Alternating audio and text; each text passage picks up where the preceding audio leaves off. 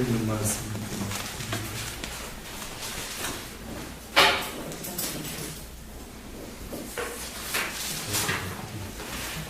15장부터 끝으로 있는 말씀입니다.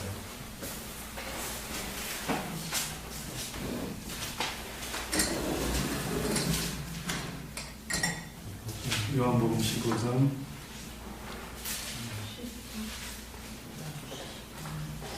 21장 15절부터 끝으로 있는 말씀까지.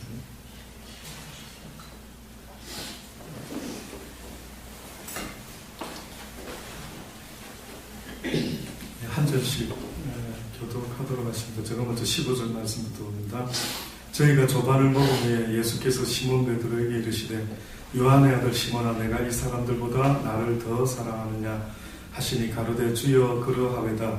내가 주를 사랑하는 줄 주께서 아시나이다. 가라사대 내 어린 양을 먹이라 하시고 또 번째 가라사대 요한의 아들 시몬아 내가 나를 사랑하느냐 하시니 가로되 주여 그러하외다. 내가 주를 사랑하는 줄 주께서 아시나이다. 가라사대 내 양을 치라 하시고 세 번째 가라사대 요한의 아들 시몬아 내가 나를 사랑하느냐 하시니 주께서 세 번째 내가 나를 사랑하느냐 하심으로 베드로가 근심하여 가로되 주여 모든 것을 아시오매 내가 주를 사랑하는 줄을 주께서 아시나이다.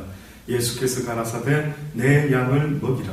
내가 진실로 내게 이르노니 젊어서는 내가 스스로 뛰고 원하는 곳으로 다녔거니와 늙어서는 내 발을 벌리니 남이 내게 뛰고 원치 아니하는 곳으로 데려가리라. 이 말씀을 하시면 베드로가 어떠한 죽음으로 하나님께 영광을 돌릴 것을 가르치심이러라. 이 말씀을 하시고 베드로에게 이르시되 나를 따르라 하시니 베드로가 돌이켜 예수의 사랑하시는 그 제자가 따르는 것을 보니 그는 마산성에서 예수의 품에 의지하여 주여 주를 파는 자가 누구 오니까 원한다. 이에 베드로가 그를 보고 예수께 여짜오되 주여 이 사람은 어떻게 되겠사옵나이까. 예수께서 말하시되 내가 올 때까지 그를 머물게 하고자 할지라도 내게 무슨 상관이냐 너는 나를 따르라 하시더라. 이 말씀이 형제들에게 나가서 그 제자는 죽지 아니하겠다 하였으나 예수의 말씀은 그가 죽지 않겠다 하신 것이 아니라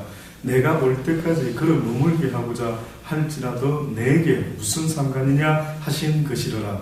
이 일을 증거하고 이 일을 기록한 제자가 이 사람이라. 우리는 그의 증거가 참인 줄 아노라. 같이 공부합니다. 예수의 행하신 일이 이 외에도 많으니 만일 나같이 기록된다면 이 세상이라도 이 기록된 책을 듣기에 부족할 줄 알아라. 아멘. 예는 하나님의 말씀입니다. 성경에 보면 창세기라고 하는 책이 있습니다. 창세기는 어떠한 이야기가 있느냐면은 이 세상의 시작이 어떻게 해서 시작이 되었는가 하는 것을 적어 놓고 있는 내용이 바로 창세기라고 하는 책입니다. 우리가 이 세상을 살아갈 때에 태어나 보니까 부모님도 계시고 집도 있고 뭐 여러 가지 환경들이 주어져 있다라고 우리가 인식을 하면서 살아가죠. 근데 사실은 살다 보면 좀 궁금한 게 있습니다. 뭐가 궁금하냐면은요. 왜 내가 이 시집안의 막내 아들로 태어나고 왜 내가 이 대한민국 사람으로 살아가고 또 어떤 사람은 아프리카에도 태어나고 어떤 사람은 미국에 호주에 태어나서 살아가는 것 아니겠습니까? 가만히 보면은 여러분 생각할 때 이 세상을 시작한 이가 나 스스로의 어떠한 결정에 있어서 내가 내 인생을 시작한 것 같습니까? 그렇지 않으면 내 인생이 누군가에 의해서 의도적으로 시작된 것 같습니다. 예, 어떤 게 좀 믿어지십니까? 내 인생이 내 스스로 시작한 것 같습니까?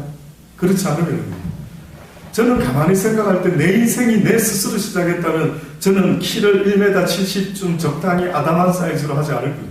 아마 75나 80이나 80 좀 넘어서 우리 때는 80만 돼도 아주 큰 키였죠. 그리고 눈도 막 쌍꺼풀이 팍 찍어 막 부리부리하고 좀 멋지게 아마 내 스스로 결정할 수 있는 권한이 있었다면은 아마 그렇게 했으리라 저는 생각합니다. 그런데 저도 보니까요 인생이 내 스스로 시작한 것이 아닌 것 같더라고요. 어느 순간에 보니까 내 인생이 이 시집안의 막내 아들로 시작이 되었더라고요. 살아오면서 보니까 내가 교회를 다니고 있고, 그러다 보니 교회에서 하나님이라는 분이 있고, 천지를 창조하신 분이 있고, 나를 지으신 분이 있다라고 성경을 통해서 듣기 시작했습니다. 그때 저의 어린 마음에 17살 방년 17세의 나이 때 제가 무슨 생각을 했느냐면, 만약에 나를 만드신 신이 있다라고 한다면은 도대체 무엇 때문에 나의 인생을 만드셨을까 하는 것이 궁금하더라고요. 목적이 있어야 되지 않습니까? 여러분, 이 세상에 존재하는 모든 물건들, 모든 만물들, 목적이 있을까요? 목적이 없을까요? 목적이 있습니다. 인정하십니까? 이 피아노 목적이 뭔지 아십니까? 혹시 이 피아노를 모를 때는 얼핏 보면은 이게 선반 같기도 하고 생긴 게 뚜껑을 열어보면 왜 사람 이빨 같이 하얀 것도 있고, 이게 용도가 뭘까? 이게 뭐 때문에 이렇게 만들어졌지? 혹시 모를 때는 생각하시겠죠. 그래서 모를 때는 여기다가 뭐 물건을 얹어보기도 하고, 뭐 꽃꽂이를 여기다 꽂아도 보기도 하고, 여러 가지 한번 궁리를 해보죠. 그런데 사실은 이 피아노가 할 말이 있다면, 말할 수 있는 입이 있다면은요, 도대체 내가 왜 이 모양으로 지어졌지? 내 용도가 뭐야? 도대체 나는 무엇을 위해서 어떤 목적으로 이렇게 지어진 거야? 자기 스스로 터득하고 자기 스스로 생각해 보려고 할 때 어떻게 보면 심히 어렵습니다. 그런데 만약에 이 피아노의 용도를 가장 정확히 알 수 있으려고 한다면은, 누가 이것을 말해줄 수만 있다면은 가장 정확할 거예요. 누가요? 피아노를 만든 사람. 피아노를 만든 사람. 이 피아노가 저절로 팍 나무하고 뭐 플라스틱 던졌더니만 이렇게 탁 만들어졌다. 혹시 그렇게 생각하는 분이 있습니까? 진화론이라는 게 그렇습니다. 진화론이라는 게 이 세상에 그냥 우주 폭발이 팍 일어나가지고 저절로 만들어졌다라고 그렇게 이야기를 하고 있습니다. 뿐만 아니라 인간이라는 존재도 원숭이에서 점점 변해서 이렇게 되었다라고 말하는 자들도 있습니다. 어떻게 보면은요, 하나님에 대한 성경에 말하고 있는 그 말씀이 아닌 세상의 어떤 이야기들이 어떻게 보면은 하나님으로부터 오지 않은 이야기들은요, 전부 다가 악한 영으로부터 왔다라고 말해도 그건 틀린 말이 아닙니다. 이 세상은 정확하게 이쪽이 아니면 이쪽인데, 다시 말하면 모든 지식이 하나님으로부터 온 것이 아니라면 그것은 악한 사단으로부터 비진리라고 성경은 우리에게 단호하게 말합니다. 단호하게 이야기해요. 그러니 지은 자가 있다고 한다면 그 자가 말해주면 가장 정확하다. 여러분 생각할 때 사람이 누군가에 의해서 지음을 받았을 것 같습니까? 내 스스로 존재하는 자가 되었을까요? 저는 지은 자가 있다고 믿습니다. 아멘. 저는 그게 믿어집니다. 여러분은 어느 쪽이 믿어집니까? 난 저절로 생긴 것 같아요. 그래서 태초에 성경에 보면은 하나님께서 온 세상을 6일 동안에 아름답게 지으시고 맨 마지막 6일 날에 누구를 지었다라고 말하느냐면, 하나님의 형상을 따라 우리가 인간을 만들자라고 하시면서 하나님께서 인간을 만들었다고 말하고 있습니다. 그런데 뜻밖에도 너무 신비스러운 이야기가 뭐냐면은, 하나님이 인간을 만드실 때에 그 전까지 모든 만물을 지을 때는 무엇으로 지으셨느냐면 말씀으로 지었다라고 성경이에요. 우리의 인간의 능력이 있다면 손이 만물의 연장 도구다라고 말하지만, 하나님에게 있어서 도구, 하나님에게 있어서 모든 만물을 짓는 도구가 있다면 손이 아니라 성경이 뭐라고 말하냐면 말씀이다. 하나님의 말씀은 힘과 능력이 있어서 모든 인간의 생각을 다 변화시킬 뿐만 아니라 모든 천지 만물도 지으실 수 있었던 것은 바로 태초에 말씀이 계셨기 때문이다라고 성경이 증거하고 있습니다. 말씀. 이 말씀이 맨 마지막에 인간을 지으실 수도 있었는데, 다시 말하면은 인간아 나의 형상을 따라 지음을 받을지어다 하면 인간이 딱 나타날 수도 있었건만은, 갑자기 인간을 지을 때 하나님이 어떻게 지었나 성경에 보니 뭐라고 말씀하는 줄 아십니까? 먼저는 흙으로 인간의 몸을 만드시고, 그리고 인간의 코에다가 무엇을 불어넣으셨다고요? 생기를 불어넣었대요. 어디서부터 오는 생기? 하나님으로부터 오는 생기, 호흡. 호르마. 유대인들은 호르마라고. 하나님으로부터 어떤 기운, 생명의 기운, 이것을 그 흙으로 빚은 인간의 몸속에다 하고 불어넣었더니만 인간이 무엇이 되었다고요? 생명이 되었더라. 인간이 살아있는 영물이 되었더라 라고 성경이 이야기합니다. 그러니 뜻밖에도 하나님이 인간을 지을 때 어떤 의도를 갖고 있었는지 모르지만 인간의 몸은 흙으로, 인간의 영혼은 죽지 않는 영원하신 하나님으로부터 들어왔다라고 그렇게 성경이 증거하고 있습니다. 그러니 어떻게 보면 인간의 이 탄생부터 뭔가 아이러니하고 뭔가 하나님의 의도하심이 있지 않았겠는가라는 것을 믿어 의심치 않게 됩니다. 뭔가 이유가 있다. 왜 영원한 영혼이 왜 유한한 육신에게 담겨지게끔 이렇게 하셨을까? 그러고 나서 하나님이 말씀하시기를 아담과 하와에게 내가 너희들에게 이 에덴 동산의 모든 것을 먹고 마시고 누릴 수가 있겠지만은 그러나 딱 한 가지 금지하는 법이 있단다. 내가 너희들에게 모든 걸 행하라. 먹고 풍성하고 번성하고 누리고 충만하라. 그러나 하지 말아야 될 것 하나가 있단다. 그게 뭐냐면은 동산 중앙에 내가 한 나무를 세웠으니 이것은 선악을 알게 하는 나무다. 이 나무를 먹는 날에는 네가 어떻게 된다? 정녕 죽으리라. 이것이 인류가 태초로 하나님께 받은 금지법이다. 나머지 모든 것은 축복이었습니다. 법이라기보다 네가 이 땅에서 나의 이런 축복 가운데 살아갈지어다 라고 하는 축복의 법이었는데 뜻밖에도 하나님께서 금지법을 하나 만드셨는데 동산 중앙에 있는 선악을 알게 하는 나무는 네가 먹지 말아라. 먹는 날에는 정녕 죽으리라. 그 인간에게 있어서 죽음이라고 하는 단어가 처음으로 등장을 하게 됩니다. 그때의 아담과 하와가 벌거벗고 살았으나 부끄러워하지 아니했더라고 성경이 말하는데 뜻밖에도 사단이라고 하는 악한 영물이 등장하게 됩니다. 근데 이 사단이라고 하는 악한 영이 어디서 나타났나 보니까 성경에 몇 군데 사단에 대해서 설명했는데 보니까 루시퍼라고 하는 자예요. 루시퍼. 이 이름 들어보셨습니까? 루시퍼. 어떤 가수들은 이 이름을 갖다가 노래 제목으로 삼기도 하고 뭐 하는 게 있더라고요. 이 뭐를 모르니까 용감하지. 모르니까.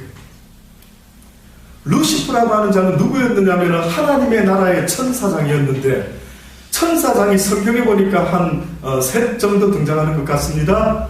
전쟁을 담당하는 미가엘 천사장이라는 자가 있어요. 쉽게 말해서 아마 하나님의 나라의 군대의 천사장. 왜 필요했는지 처음에는 몰랐겠지만 나중에는 알게 됩니다. 그리고 또 한 천사가 있었는데 그 천사가 어떻게 보면 모든 하늘나라에서 하나님을 찬양하고 경배하는 모든 찬양을 인도하는 자가 있었는데 그가 루시퍼라고 하는 자가 있었어요. 그리고 인간들에게 나중에 기쁜 소식을 전하는 천사장이 있었는데 그게 가브리엘 천사라는 천사장이 있었던 거예요.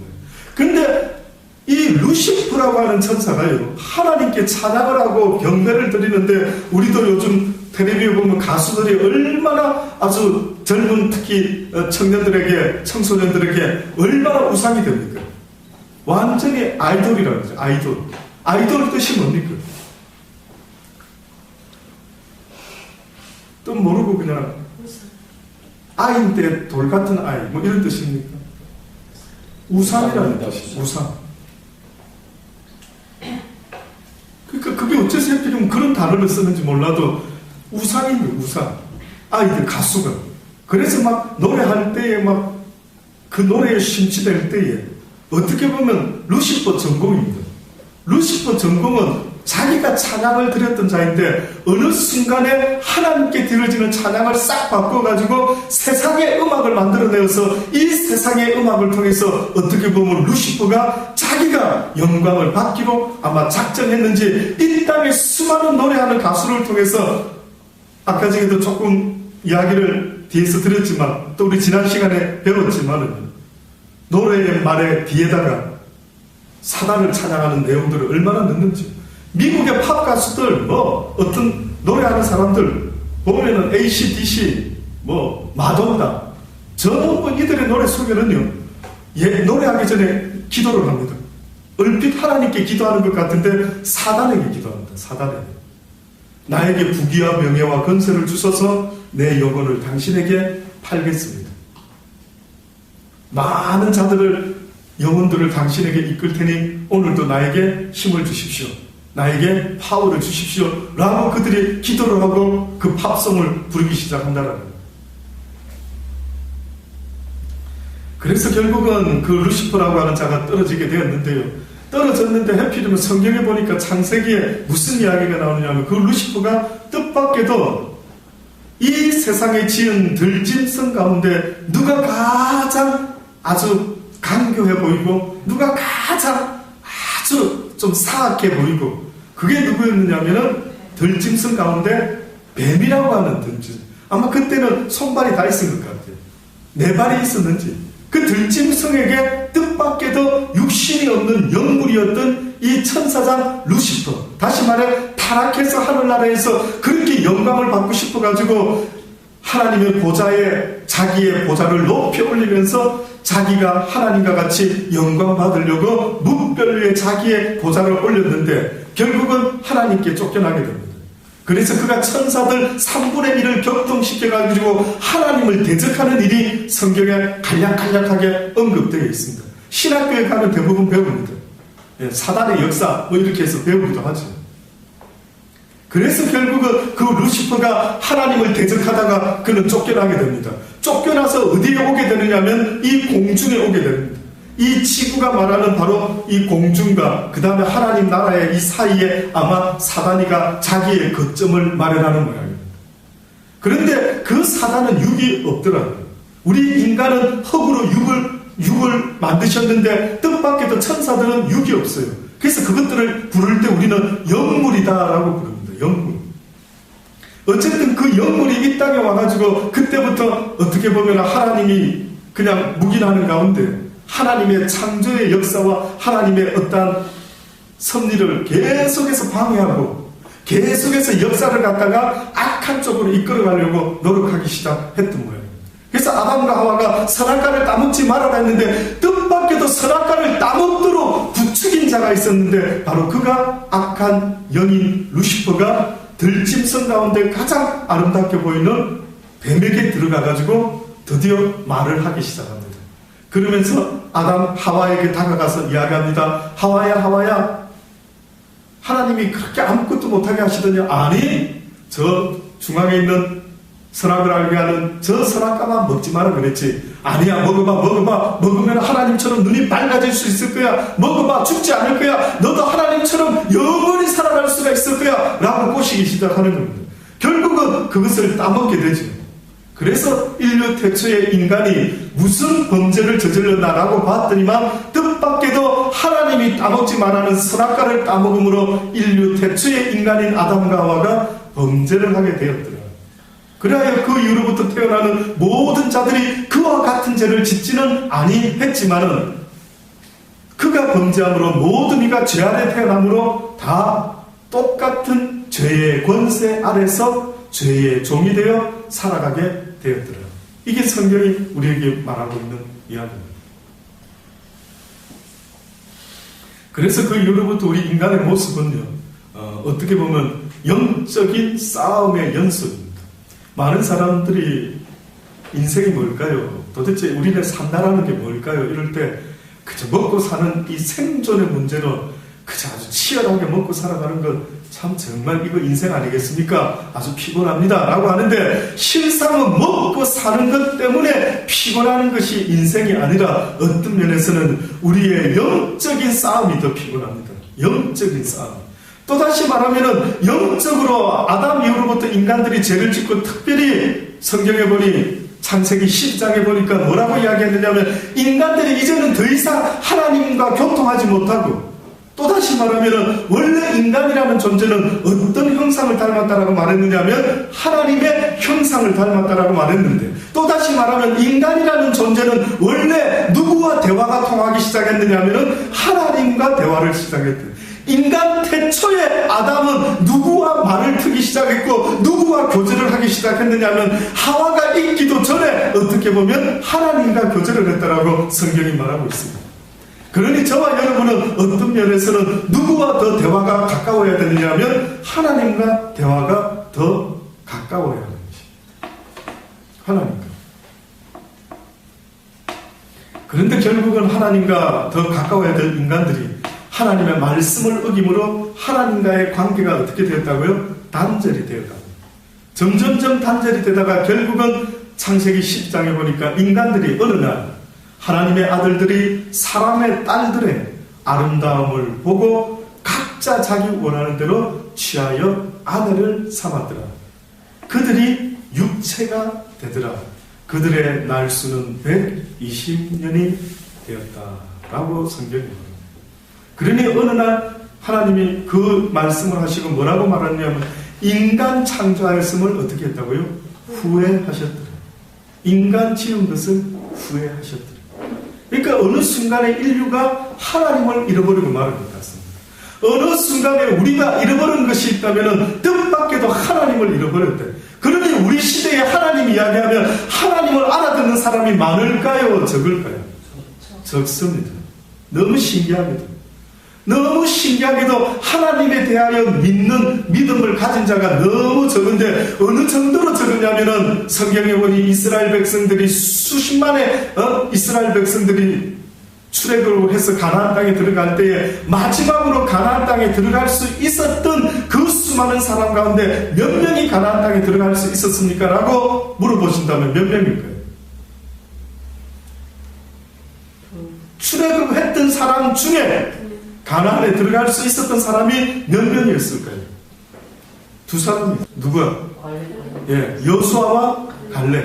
이 두 사람만이 가나안 땅에 들어요. 이게 성경에 무슨 의미로 적혀 있느냐면요, 그 수많은 사람이 하나님의 그 구원의 역사를, 은혜를 보았건만은 그가 하늘나라까지, 가나안 땅까지 꼬리갈 수 있었던 믿음의 사람은 두 사람밖에는 없었다라는 거예요. 좁은 길이죠. 참 뜻밖에도 어느 순간에 사람들은 잃어버린 하나님을 찾지 아니하고 결국은 하나님 없이 살아가는 인생이 그들 생각에는 그게 당연한 줄 알고 살아가고 있는 모습이 되고 말았던 것이. 오늘 우리가 살아가는 이 세상 사람이라고 말하는 사람들, 어떻게 보면 하나님을 잃어버린 사람들. 왜 내가 태어났는지, 저 피아노가 왜 이렇게 만들어졌는지 전혀 모르고 살아가는 모습이 되고 마는 것입니다. 그러니 교회를 다닌다라고 하는 것, 예수님을 믿는다라고 하는 것은 그저 적당한 취미생활 정도가 되어서는 안 됩니다. 이것은 내 영혼의 문제와 관계가 있는 것입니다. 내 영혼이 죽고 사는 문제가 이게 달려있다라고 생각한다면 여러분 어찌 애쓰지 않을 수가 있겠습니까? 여러분 어찌 이 시간에 마음을 다하고 뜻을 다해서 하나님이 어떤 분인가를 알기를 원하는 간절한 마음이 있어야 되는데 어느 순간에 여러분이요 악한 것한테 영향을 받다 보니까 뜻밖에도 먹고 마시는 일에는 눈이 반짝반짝하고 영화를 보고 어디 오락을 하고 골프를 칠 때는 눈이 반짝반짝한데 너무나 안타까운 것은 예배 시간에 말씀을 들으려고만 하면 성경을 읽으려고만 하면 기도를 하려고만 하면 이상하게 눈이 깜빡깜빡하고 앉아있는 겁니다. 너무 놀랍죠? 놀라지 마십시오. 왜냐하면 사단이가 이 세상을 주관하고 있으면서 다른 것은 다 눈이 반짝반짝하게 하지만은 하나만은 결단코 사단이가 허락지 않는 악한 간섭이 있는데 그게 뭔지 아십니까? 하나님을 찾고자 하는 자들의 눈을 멀게끔 최선을 다하고 앉아있는 겁니다. 그래서 성경에 세례라고 하는 게 있습니다. 이 세례라고 하는 것의 말의 뜻은 뭐냐면은 우리의 선한 영혼의 양심이 하나님을 향해 찾아 나가는 것이다. 이것이 세례라고 성경이 말하고 있습니다. 이해하시겠습니까? 지금도 이제 하나님이 우리에게 원하는 것이 있다면 제발 나를 향해서 돌아오라. 저의 입을 통해서도 지금도 말씀하시는 것은 이제는 나를 향해서 돌아오라는 것입니다. 또다시 말하면 이제까지 세상에서 돈 벌기 위해서 애를 쓰고 노하우를 배우려고 몸부림치고 노력했던 그 열심이 이제는 어디를 향해라고요? 제발 하나님을 향해라는 것입니다. 하나님을 향해라는 것입니다. 이렇게 살다가 죽으시렵니까? 그냥 이 덧없는 인생 살다가 그냥 끝내시렵니까? 내가 지금 무엇하고 살다가 무엇하다가 인생이 끝나는지도 만약에 모르고 살다가 내 인생이 이렇게 끝이 난다라고 하면은 여러분 어떨 것 같습니까? 어떨 것 같습니까?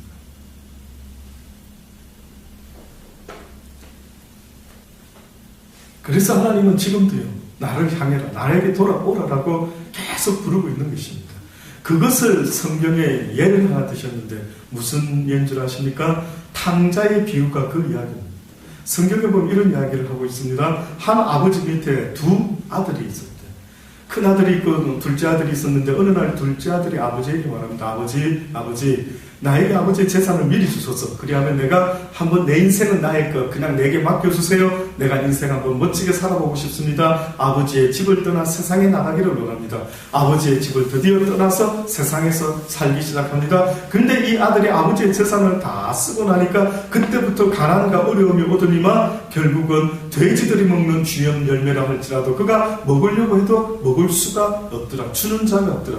아, 내가 여기서 줄여 죽게 되는구나 라고 하면서 그가 힘들어하면서요 어찌할꼬 하고 생각을 했는데 무슨 생각합니까? 내 아버지 집에는 먹을 것이 풍성한데 나는 여기서 줄여 죽게 되는구나 라는 생각을 하면서 그가 내 아버지의 집으로 돌아가야 되겠다라고 생각하고 아버지의 집을 향하게 됩니다. 그래서 아버지의 집을 향해 가는데 멀리서 아버지가 이 나간 자식을 기다리면서 문 밖에 서서 보고 있다가 이 자식이 돌아오니까 어떻게 합니까? 너무나 좋으셔서 달려나가가지고 아들아 네가 드디어 돌아왔구나 하고 그 더러워진 아들의 몸을 씻겨주면서 그에게 반지를 끼우고 옷을 입히고 소를 잡고 잔치를 베푸는 일이 생기고 만 것입니다. 그러니 아버지 곁을 떠나보지 못했던 형은 뜻밖에도 돌아온 탕자를 쳐다보고 어떻게 저렇게 아버지가 저 아들을 저렇게 대해줄 수가 있을까 혼을 내지 않으시고 라고 했지만은 그는 그 아버지의 마음을 잘 몰랐던 것입니다. 그러니 이 땅에서 우리가 살아간다라고 하는 의미는요, 어떻게 보면은 하나님을 모르고 살아간다라는 사람의 모습이 꼭 그와 같은 것입니다. 꼭 그와 같은 것입니다.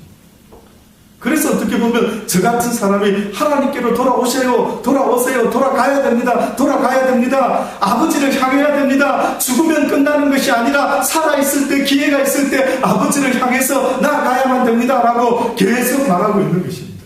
또다시 말하면 기회가 있을 때에 하나님을 이 땅에서부터 영접할 수 있게 되기를 원합니다. 이 땅에서부터 구원 얻은 자의 삶을 살아가야만 됩니다 라고 하면서 계속해서 여러분에게 돌아오라라고 발걸음을 돌리라고 외쳐주는 이 외침이 어떻게 보면은 탕자가 어느 날 갑자기 내가 내 아버지 집으로 돌아가야 되겠다, 원래 내 아버지 집은 풍성했는데 라는 것을 깨우친 것과 똑같은 것입니다. 제가 지금 말씀해드리고 있는 것은 여러분의 육체는 죽어서 흙으로 돌아가지만 여러분의 영혼은 원래 있었던 하나님에게 돌아가야만 됩니다. 아멘. 하나님의 집에 돌아가야 됩니다. 우리의 고향은 이 육이 아니든 이 흙이라는 것의 고향은 이 땅이 될 수가 있겠지만 내 영혼의 고향은 어디로 돌아가야 된다? 하나님의 나라로 돌아가야만 된다고 성경이 말씀하고 있는 거예요. 그러니 어떤 면에서 기독교인이 된다라고 하는 것은 아브라함과 같이 믿음으로 영원히 돌아가야 될 본향을 멀리서 바라보았다라고 말했던 것처럼 하나님의 나라를 이 땅에서부터 바라보고 돌아갈 고향을 사모하며 살아가는 사람의 모습이 바로 저와 여러분의 모습이 되어야 된다라고 성경이 알려주고 있습니다. 잊지 마십시다. 예수님께서 돌아가 죽어주셨던 것도 부활하신 것도 어떻게 보면 너희의 인생이 죽음으로 끝나지 아니하고 죽음 이후에 어떤 이는 사망의 부활로 어떤 이는 생명의 부활로 일어나게 되어 있으니 너희의 영혼을 생각하라. 기회가 있을 때, 시간이 있을 때 이제부터는 육신을 위하여 살아가는 자가 되지 말고 너희의 영혼을 위하여 애를 쓰고 몸부림치는 자가 되어라는 것입니다. 그래서 예수님께서도 골고다 길을 가실 때에 넘어지고 쓰러지실 때 예루살렘의 여인들이 예수님을 불쌍히 보고 울었지만은 눈물을 흘렸지만은 오히려 뜻밖에도 예수님은 뭐라고 이야기합니까? 네가 나를 위하여 울지 말고 너와 내 영혼을, 내 자손을 위하여 울어라. 정말로 애통해야 되는 것은 우리 시대에 정말로 애통해야 되는 것이 있다면 뭔 줄 아십니까? 내 영혼을 보고 불쌍히 여길 수 있는 마음이 있어야 되는 것입니다. 여러분 영혼 좀 보십시오. 여러분의 영혼이 만족한지 감사한지 기뻐하고 있는지. 성경은 범사에 감사하라, 항상 기뻐하라, 쉬지 말고 기도하라라고 말씀하고 있는데 여러분의 영혼이 쉬지 아니하고 성령 안에서 무시로 하나님과 늘 교통하고 있습니까? 하나님의 뜻을 알고 계십니까? 이 세상이 어떻게 돌아가고 있는지 보십시오. 보십니까? 선한 영이 악한 영이 지금 얼마나 수많은 사람들을 공고하게 만들고 있는지 혹시 느껴지십니까? 깨어 일어나시기 바랍니다. 제발 깨시기 바랍니다. 이제까지 무엇을 위해 살아왔는지 내 인생을 돌아보실 수 있는 자각이 좀 있을 수 있기를 바랍니다. 아멘. 무엇 때문에 살아왔는지. 이제는 육을 위해서 사는 자가 되시지 말고요. 여러분의 영혼을 위해서 살아가시는 복된 분들이 되기를 바랍니다.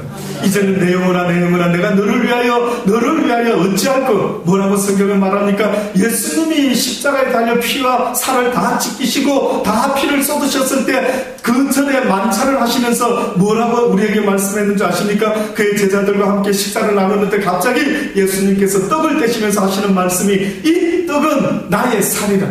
기념하라, 기억하라. 이 떡을 먹고 마시라.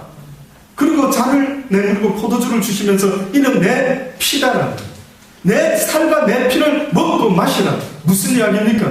날마다 내가 너희들에게 가르쳤던 진리의 말씀을 기억하라. 하나님의 말씀을 잊지 말고 날마다 묵상함으로 그 말씀대로 살아갈 것을 말씀하고 있는 것입니다. 그러니 너의 영혼이 이 세상에 살아갈 때 육신에 먹을 것 마실 것만 있으면 살아갈 수 있는 존재가 아니라 너희의 영혼이 내 말을 먹지 아니하고 너희의 영혼이 내 피를 마시지 아니하면 너희의 영혼이 얼마나 외롭고 쓸쓸한 줄 아느냐. 못 느껴보았느냐. 나 여호와를 만나지 못하는 인생이 얼마나 외롭고 쓸쓸한지 한번 느껴봐라는 것입니다. 느껴보십시오. 하나님을 알지 못할 때는 먹을 것, 입을 것, 남편, 아들, 자식 모든 것이 있다 할지라도 어째 그렇게 내 인생이 외롭고 쓸쓸한지요. 외롭지 않던가요? 외롭지 않던가요? 예? 아무리 오랜 시간 살아봐도 어느 순간에 왜 이렇게 인생이 외롭지라고 생각되고 그냥 죽어버리고 말아야 되겠다고 말하는 사람 많이 들었습니다. 너무 뜻밖에. 왜 최진실 씨가 자살했습니까? 도대체 그 사람들이 무엇 때문에 그렇게 인생을 포기하고 마는 것 같습니까? 그들에게 무엇을 위해서 살아야 되는지를 알았다면 그들은 그들의 인생이 그렇게 허무하게 무너지지는 않았을 텐데 그들은 그렇게 인생을 끝내고 말았던 것입니다. 하나님은 오늘도 네 영혼을 좀 돌봐라는 게 먹고 사는 일만 돌보지 말고 너의 영혼을 위해서 너희가 무엇을 할까를 생각해봐라. 그러니 어떤 사람은 그런 말 하더라고요. 하나님이 인간을 지었을 때에 하나님의 말씀이 아니면 나를 채울 수 없는 어떤 공간이 있는데 이것은 그 어떤 것으로 채울 수가 없다. 예, 맞습니다. 그 공간이 뭔 줄 아십니까? 영입니다. 영적인 존재인 우리 인간이라는 육신은 육과 혼과 영으로 지음을 받았기 때문에 내 영적인 것이 만족하지 못하면 아무리 혼적인 것, 아무리 취미생활하고 아무리 먹을 것이 있고 육신이 아무리 평안하다 할지라도 내 영혼이 평안하지 못하면 어느 순간에 나도 모르게 공고한 느낌을 받을 수밖에 없는 것입니다. 이 증상이 무슨 증상인 줄 아십니까? 여러분의 육신이 밥을 먹지 아니하면 왠지 허기가 지고 그것이 자꾸만 지나치면 어떤 증상이 일어납니까? 어떤 증상이 일어나는데? 네? 증명. 우리 교회 와가지고 막 오늘도 밥 한 그릇 뚝딱 오렌지 너무 맛있습니다. 네. 그래요. 육신이 허하면은 사람이 어찌어찌하고 그래서 제가 그랬죠. 우리 증명을 형제한테 영적인 것도 물론 당연히 중요하고 근데 육이 허하면은 이게 여러 가지로 더 힘들어진다. 잘 먹고 잘 챙겨 먹어라. 근데 아마 그렇게 잘 챙겨 먹는 것 같지는 않는 느낌도 나고 너무 말랐지 않습니까? 네. 너무 좀 말라서 도대체 원래 체질인지 아니면 챙겨서 못 먹어서 그런지 잘 모르겠지. 예, 육적인 것도 그렇게 챙겨 먹지 않으면 어떤 증상이 일어나는 줄 아십니까? 어찌러찌합니다. 경험해봤어요? 예. 저도 금식 한번 3일 해봤는데 예, 육신적으로도 먹지 않으면 어찌러찌하고 그냥 막 그때는 육은 너무나 본능적으로 잘 압니다. 내가 밥을 안 먹었구나. 내가 허한데 속이. 대부분의 육은 알죠. 근데 제가 한번 여쭤볼게요. 여러분의 영혼이 배고픈 것은 혹시 한번 느껴보셨습니까? 내 영혼이 배고픈 어떤 증상을 느껴보신 적이 있느냐고요. 이상한. 그거는 잘 모르더라고요. 많은 사람들이. 영혼이 목사님 배고픈 적이 있습니까? 아니 인간이 영혼이 배고픈 게 그게 무슨 말입니까? 그럼 제가 다시 물어봅니다. 배만 부르면 만족하게 됩니까?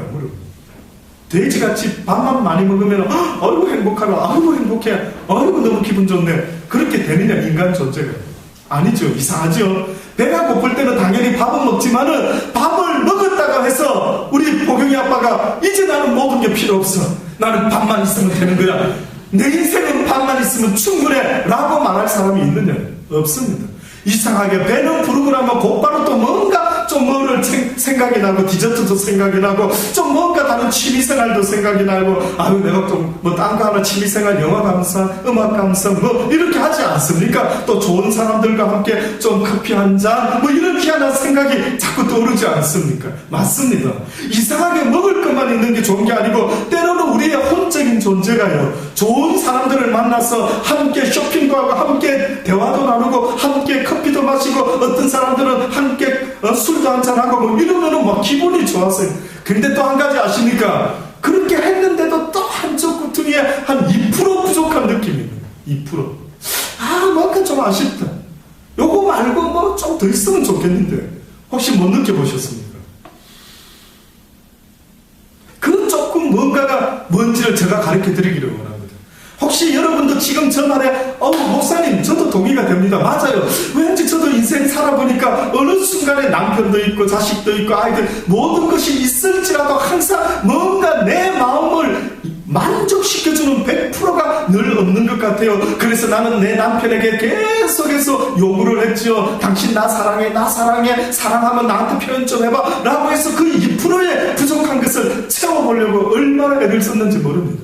저희 집사람도 결혼했을 때 제게 날마다 듣고 싶어 했던 말이 있습니다. 당신을 사랑합니다. 이 말을 강제적으로 저한테 요구하더라고요. 그래서 제가 어떻게 잊어먹지도 않고 하루도 끝내지 않고 어째 이런 말을 나한테 요구할 수 있을까? 대단하다 그랬어요. 그래서 제가 하도 이제 구차해서 그랬죠. 원래 부산 사나이는 말이 없는 겁니다.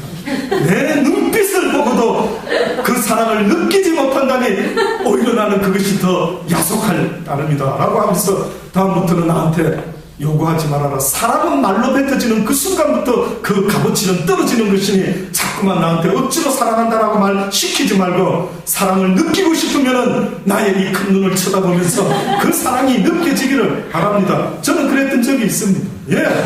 그래요. 날마다 우리는요 사랑을 느끼고 싶어 하죠. 근데 이상하게 저희 아내는 저한테서 만족을 100% 얻고 싶어 했던 거예요. 어느 순간에 제가 그 이야기 해줬습니다. 여보, 인간이라는 존재는 그 누구도 100% 만족시켜줄 수 있는 사랑을 가진 사람은 이 세상에 나는 없다고 생각해. 우리가 만족할 수 있는 사랑을 주실 수 있는 유일한 분이 있는데 그분이 바로 하나님이셔 이야기했지. 나를 지으신 하나님만이 나의 모든 것을 만족시켜줄 수 있는, 그래서 마마보이가 나오는 겁니다. 어느 때 보면 아내보다 엄마가 좋다는 이유가 뭔지 아십니까? 왜일까요? 결혼한 남자들도 어떤 때는 마마보이 같이 엄마가 더 좋다. 왜일까요? 무슨 차이가 있을까요? 아내와 엄마의 차이. 엄마는 그저 주는 사람으로 아들을 대하지만 아내는 어떨까요? 받으려고 하지. 맞습니다. 그 어려운 걸 우리 양전 목사님만 답변하는 뭔가 아마 깨달음이 크신 어떤 삶의 경험이 있어요. 맞습니다. 남편의 아내와 이 엄마의 차이가 있다면 엄마는 어때요? 자식에게 그저 그냥 안 줘도 막 베풀어 주죠. 그런데 아내라는 존재가 틀린 것은 남편에게 무조건 주려고 하는 것이 아니라 본인도 당연히 그 사랑을 느끼려고 하다 보니까 차이가 생겨요. 그러니까 어느 순간에 남자로서 세상을 살아가다 보면은요, 뜻밖에도 엄마가 낫겠다. 이런 부분에 있어서는 엄마는 나를 편안하게 해주는데 그게 뭔지 아십니까? 엄마는 나에게 그저 값없이 막 그냥 어떤 면에서는 그저 내가 좋아한다고만 하면은 맛있게 찌개도 끓여서 그저 내가 좋아한다라는 그 이유 하나에 어머니는 나에게 모든 것을 맞춰주지 않습니까? 그런데 아내는 때로는 다르더라고요. 아내는 어느 때는 자기 하기 싫으면 안 하고 나가서 사 먹자라고 그러고 라면이나 끓여 먹으라고, 이런 아내의 모습을 볼 때마다 때로는 남편 된 남자들이 비교를 하지 않습니까? 비교하면서 이게 뭔가 다르구나. 뭐가 다르겠습니까? 바로 그 차이가 있는 거예요. 그런데 아내 된 자들이요, 이 세상에서 나를 만족시켜줄 수 있는 분은 남편이 아니라 누구라고요? 하나님 외에는 나를 만족시켜줄 분이 없다라는 걸 깨달으십니다. 그래서 한 2%가 늘 부족한 겁니다. 아내가 있어도 남편이 있어도 아이가 있어도 어떻게 보면 내 영혼의 온전한 만족은 항상 2%가 부족한데 그 이유가 뭐냐라고 볼 때는 그것은 바로 하나님만이 채워줄 수 있는 그것이 우리에게 있다는, 이제는 그 2%를 위해서 노력하셔서 온전한 여러분이 되기를 바랍니다. 이제는 세상의 것으로 만족할 수 없기 때문에 뭐라고 성경은 말하는, 내게 오라, 누구든지 내게 오라, 값없이 내가 주겠다, 오기만 하라, 수고하고 무거운 짐진 자들아 라고 부르고 있는 겁니다. 이 세상에서 먹고 살아볼 거라고 애를 쓰고 살아가는 그들의 모습이 하나님의 눈에 비춰졌을 때는 수고하고 무거운 인생의 짐을 지고 살아가는 너의 인생들아, 내게 나오라, 그리하면 내가 너희를 쉬게 하리라. 내 멍에와 내 짐은 너무나 쉽고 가벼우니 누구든지 내게 나와 내 마음을 배우라. 내 마음은 온유하고 겸손하니 누구든지 이 마음을 가지고 너의 인생의 짐을 지게 될 때에는 그것은 결단코 무거운 것이 아니다, 능히 감당할 수 있는 십자가가 될 것이니 누구든지 나를 따라오르거든 날마다 내 자신을 부인하고 너의 십자가를 날마다 지고 나를 따를 것이니, 이제는 이 세상을 살아갈 때 지고 가는 십자가가 무엇을 먹을까 마실까를 위한 십자가가 되지 말고, 이제는 내가 어찌하면 하나님의 진리의 말씀 가운데 살아갈 수가 있을까라고 내 영혼을 위해서 애를 쓰고 몸부림치는 십자가를 지고 나를 따라오기를 원한다고 성경은 말씀하고 있는 것입니다. 아멘.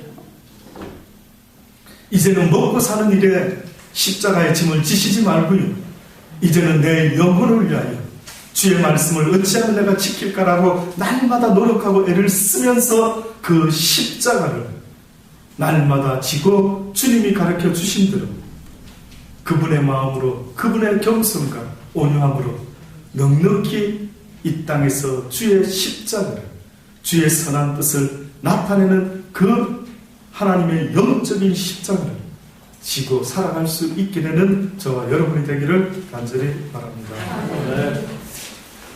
아멘. 이 시간에 기도하는 시간 잠깐 가지겠습니다.